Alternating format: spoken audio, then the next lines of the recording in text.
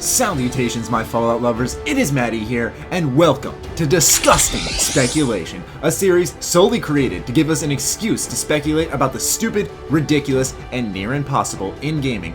I don't feel that inclined to explain anything because actually the reception to the last episode was pretty positive, so let's just get on with the speculation. Today, let's talk about what we've all been thinking about even before Fallout 4 was a thing. Will Obsidian Entertainment ever get their hands on the Fallout franchise again? I mean, there was that whole controversy where Bethesda refused to pay Obsidian their bonus because the game scored one below the amount needed to achieve said bonus. That would naturally lead to some bad blood between the two at least, and perhaps prevent some future collaborations. Now, my rather intelligent thought in this series that is actually quite the opposite is that I'd hope Obsidian and Bethesda could not be a bunch of 5-year-olds and just move the fuck on from what bars them working together. Now, what sparked this speculation is what is likely coming out of your beautiful face holes, and I actually have two sources for you today, which is more than normal. Alright, let's start by taking a look at Fallout 4. It may not have too many side quests, but there are some damn good ones in that game. One of the longest and best side quests in this game is The Secret of the Cabot House.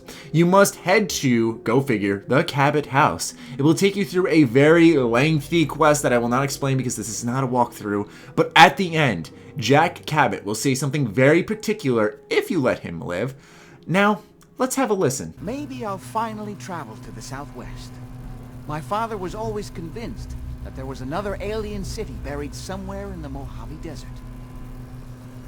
Another alien city buried in the Mojave Desert. One thing is for sure, Bethesda knows that us Fallout fans will easily connect the dots back to New Vegas, the place where it was set, the Mojave Wasteland. Could it possibly be DLC for Fallout 4? Sure, but come on, okay, come on. How about a second piece of brilliant evidence aside your Fallout 4 special? Yes, that sounds very good to me as well. This one comes from Josh Sawyer of Obsidian Entertainment. Yes, the Josh Sawyer, who is the project director and design lead for Fallout New Vegas, amongst other prestigious positions he has achieved in his career. He tweeted an intriguing picture of field notes from Louisiana saying, "Now is the time." Naturally, if we take a look at an interview from Josh not all that long ago, we see that he said in that interview that he thought a Fallout game in New Orleans, Louisiana, would be pretty cool.